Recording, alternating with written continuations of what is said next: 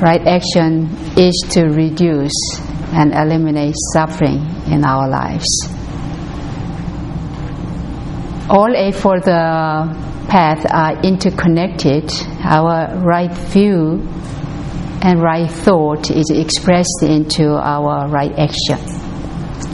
At the same time, right mindfulness and right meditation and right effort bear into fruit as a right action. So right action is critical, is an essential way of liberation and wisdom.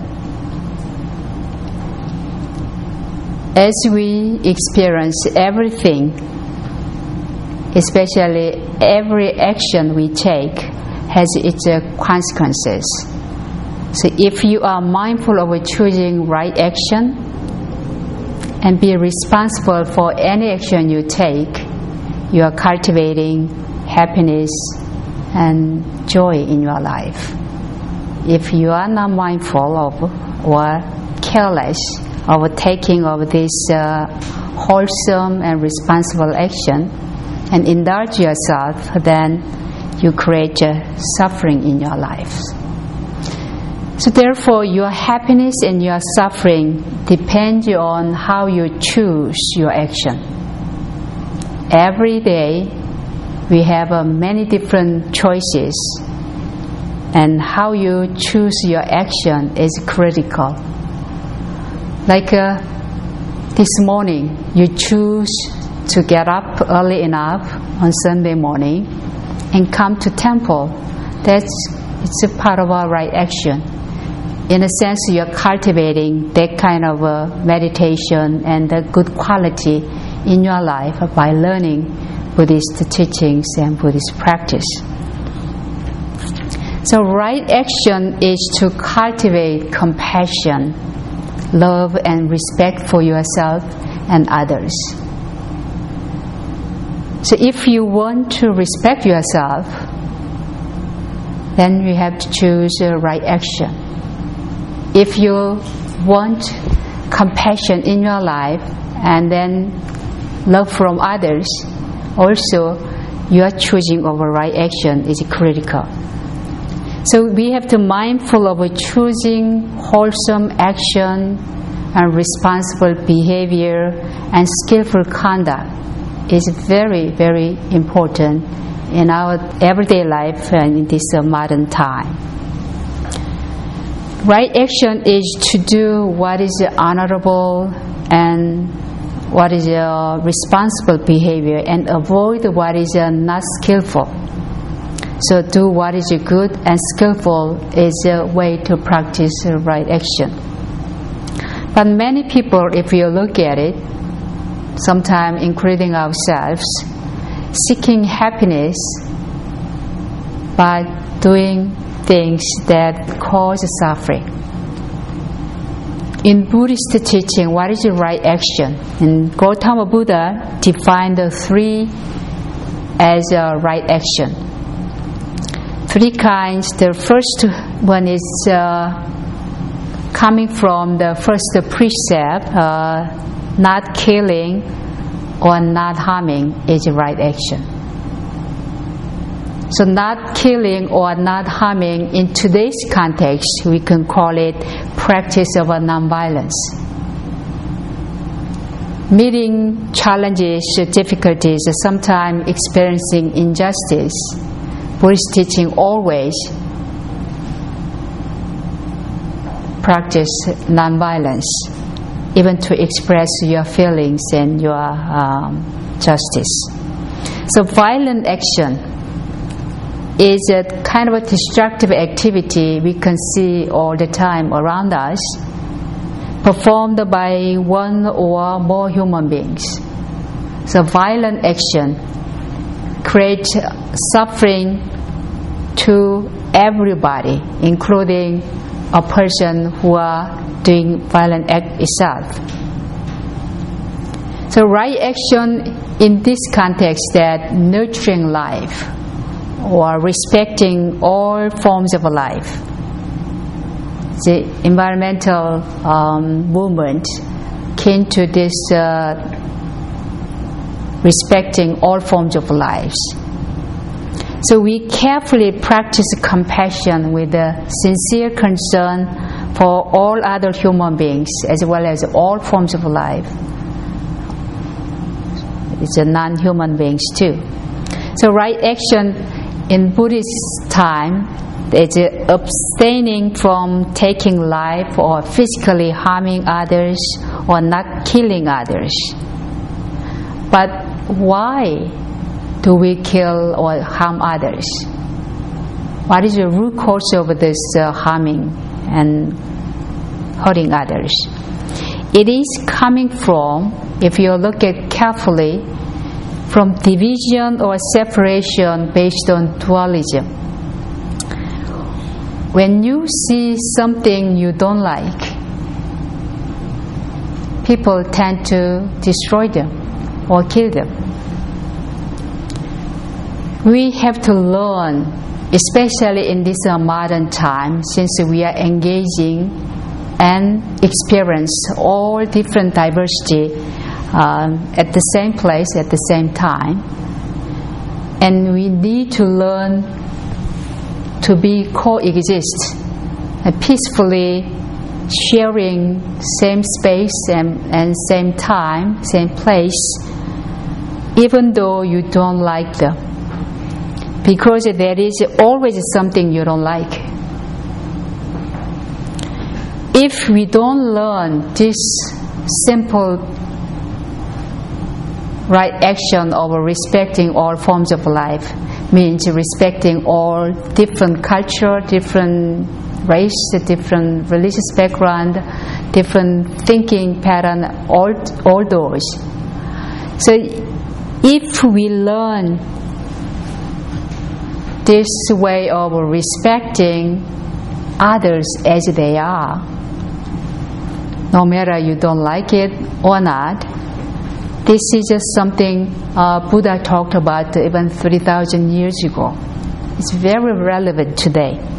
So each being, each forms of life, every living being has a desire to live. The practice of right action is how to relate with other human beings and how to relate with other non-human beings. When you have a right view of how we are interconnected, then we can relate other people as a part of me, have a mind-to-mind connection with other forms of life. So we share life on earth with all different forms of life, and then we all have a common purpose to live well and to live better. If you have cats or dogs in your house, you care them, and you see even dog and cat has the same desire like you. Want to be fed when they are hungry, want to be happy and play when they go outside. They want to play, as we wanted to exercise. It's very similar. So there is every forms of life have a same purpose and same goal to live well.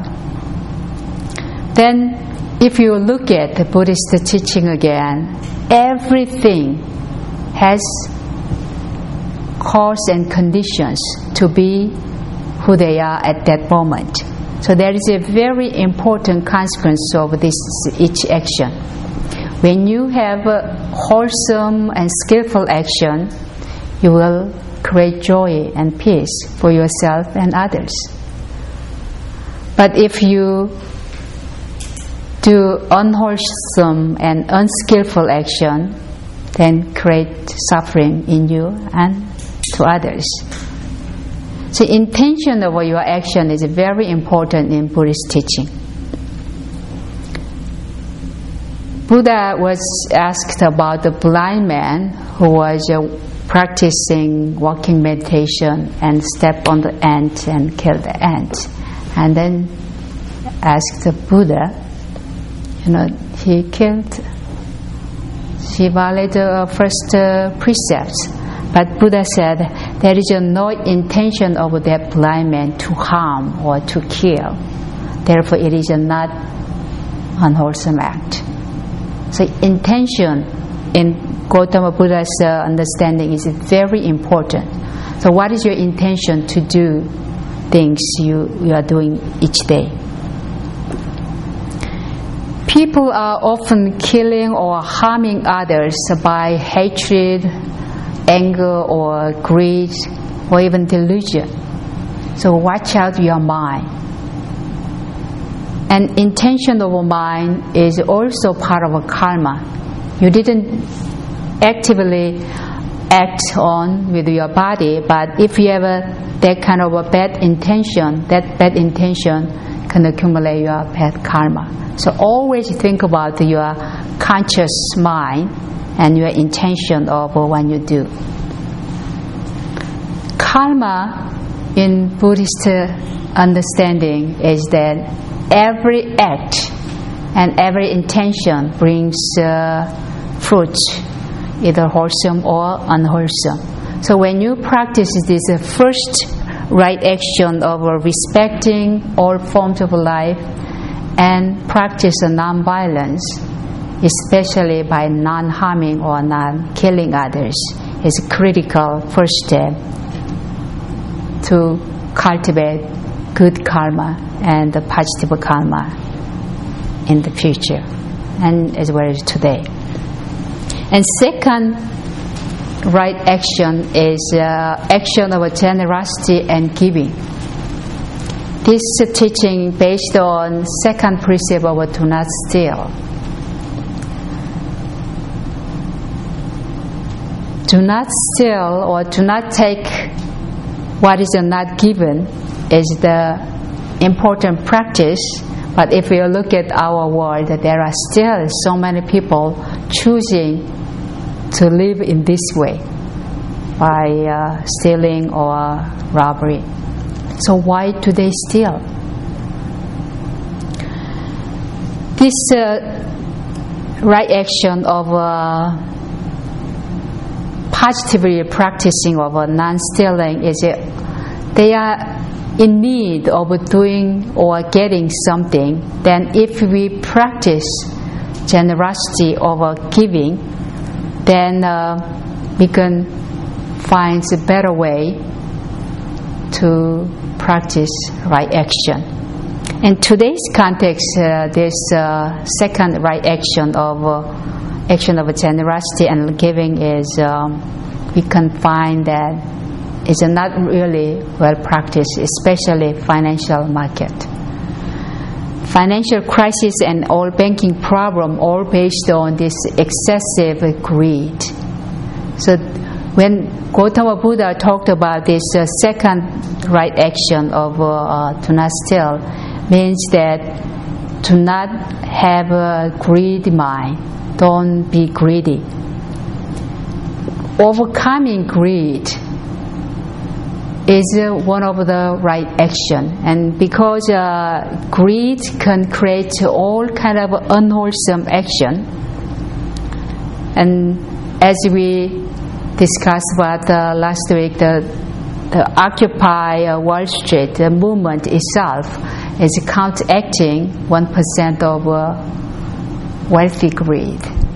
So the second right action is that it doesn't matter how you express your generosity and giving. You can do it through verbally without any money. You can give it to others through your spiritual prayers. Also, you can share whatever you have with those who are in need around us. So second right action is always bringing that quality of generosity and giving, which is accumulating good karma and better wealth in the future. And third right action is to practice self-discipline. It's the third precept of abstaining from sexual misconduct.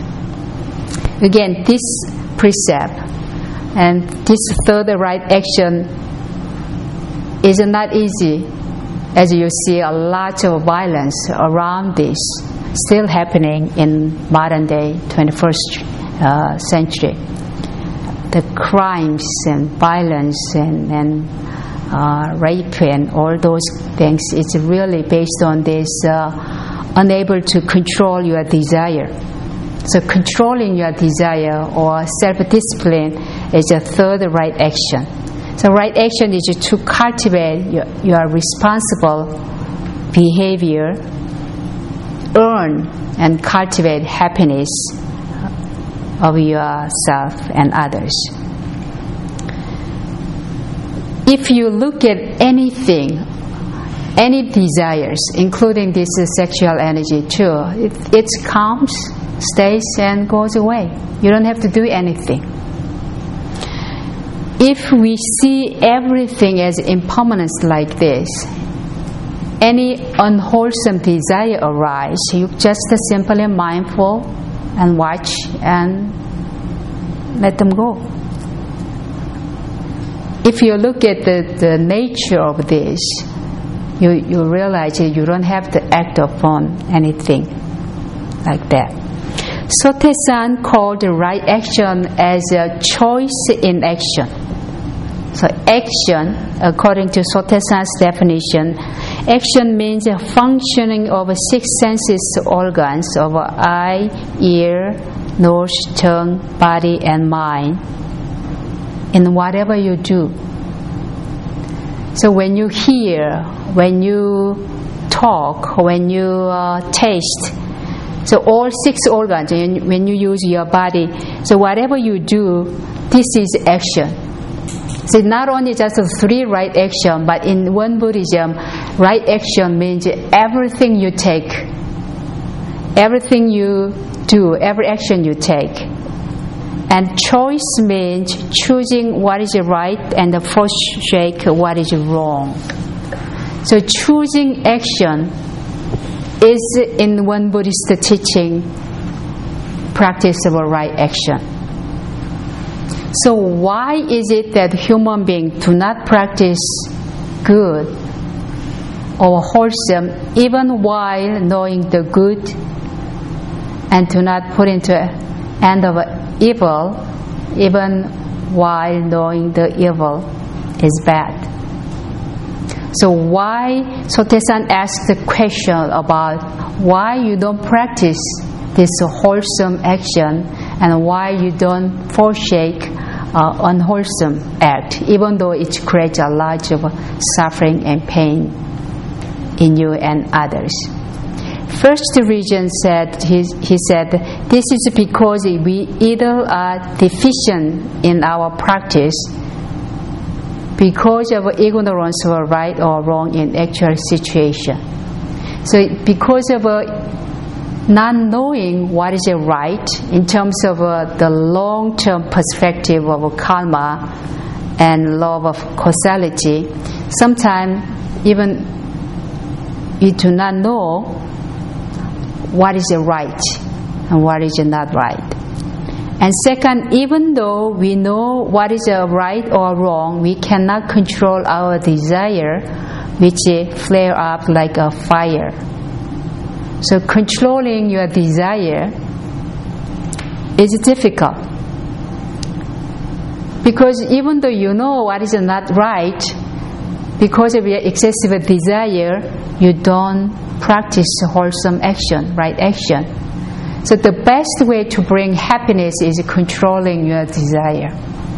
If you have a lot of wants and wanting mind is excessive and you cannot get it, that's really creating suffering and uneasiness and discomfort in you. And third, we are enticed by habits that are solid like iron or stone, so that we do not put into practice our choice of good and forsake of evil. So because even though you know it, now you know the cause of a problem, but because of a habit, we don't take right action. So habit is something we really pay attention to. what kind of habit do you have? It depends on what kind of practice you are engaged. Changing habit is not easy at all.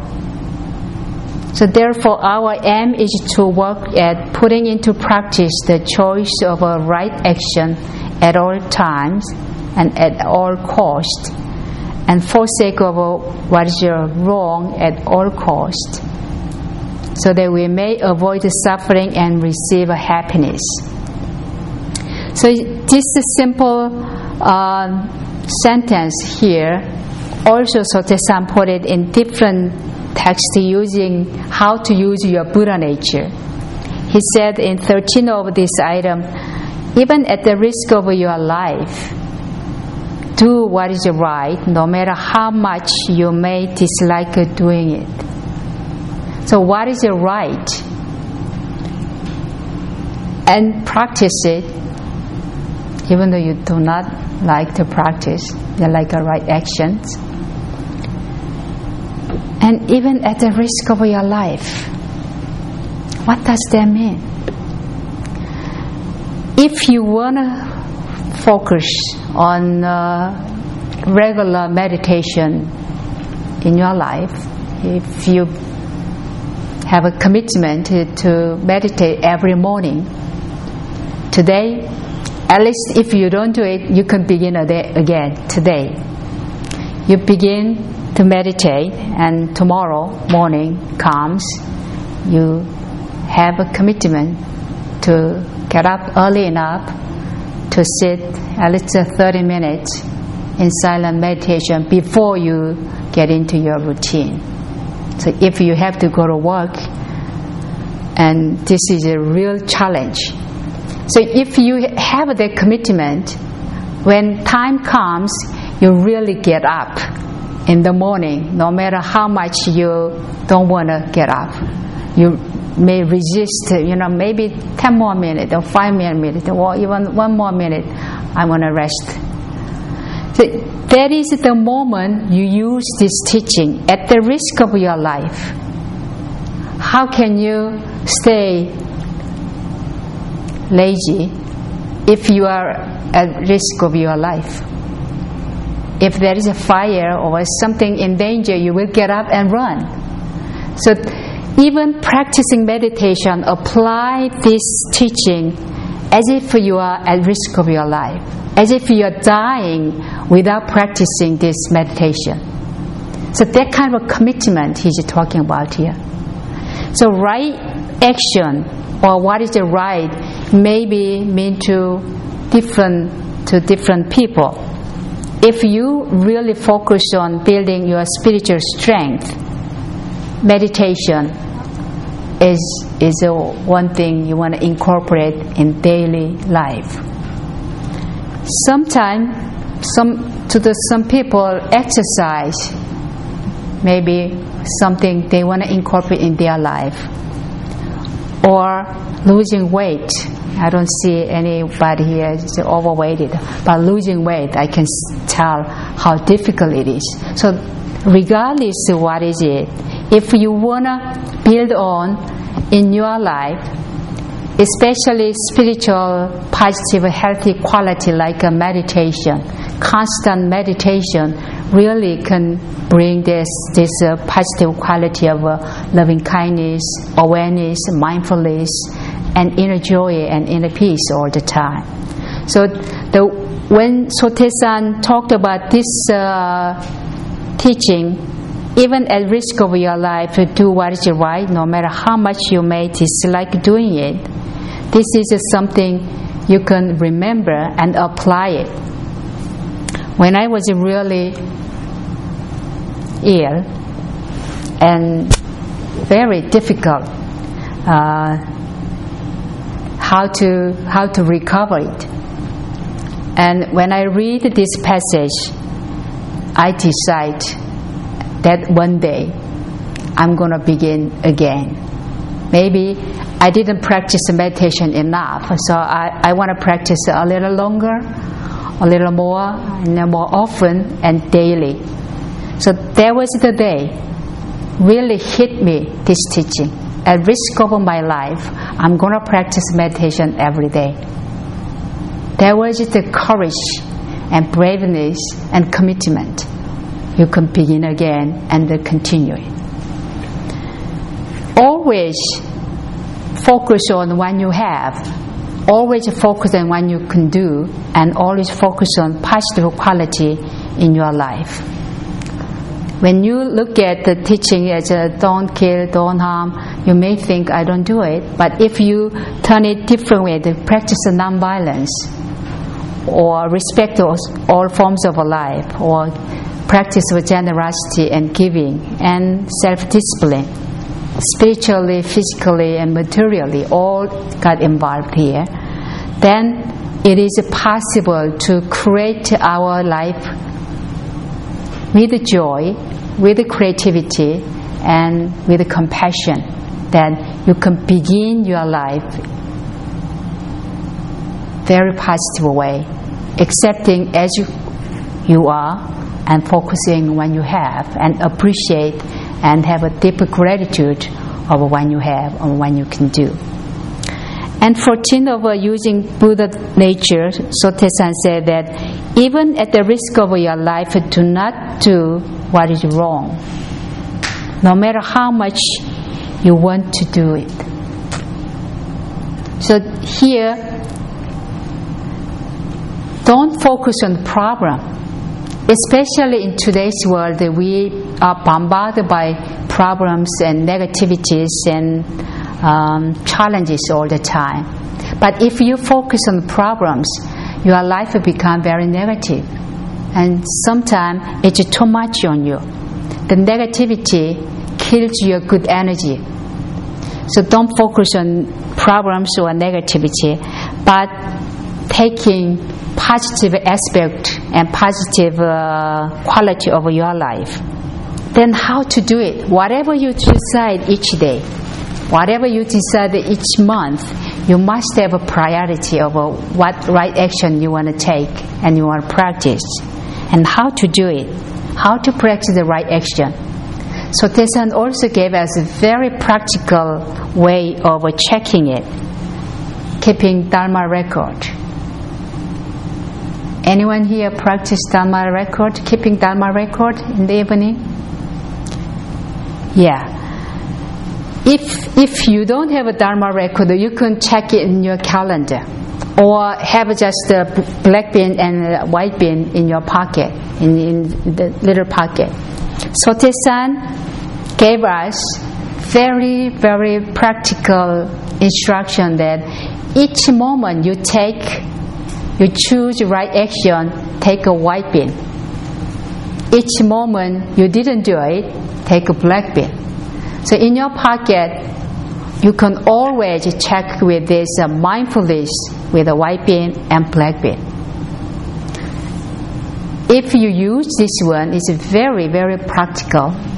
Or you can use like a watch, black bin and white bin. You got it from Korea. So you can use that, really checking every moment of how you act, how you behave, and how you conduct yourself. So this is a kind of choosing what is the right action for you each day or each month at least, and prioritize it. So you can practice this right action in very practical terms, and using your mind and body, and using your five senses and mind. As we chant about the truth of Ilwon-sang, it reminds us that depend on how we use our minds and bodies, we make a progress or regress.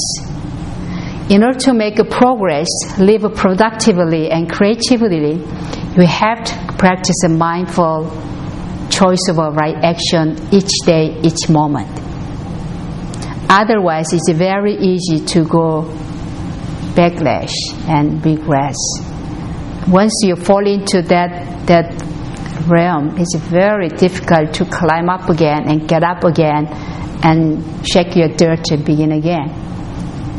So today's teaching, right action, is not just about those three things: not killing, not stealing, no sexual misconduct, but bring it into our everyday life using our minds and bodies, and find very, very practical way to cultivate this right quality of right action, so you can begin a new life with a sense of inner peace, inner joy, and the right action with a sense of not only respecting yourself and respecting others, bringing compassion and love to yourself.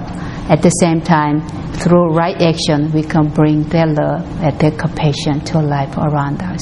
So let us focus on that right action and practice it, and especially bring it back to your meditation, regular daily meditation, when we have this beautiful weather.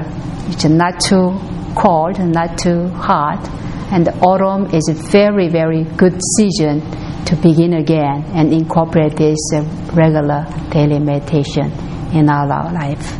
That is the first right action to me, and I hope you do that too. In this good weather, find more time to sit together or sit individually, and you can participate more weekday activities in the temple, so you can increase your practice. That right action is right here and begin right from you. Thank you.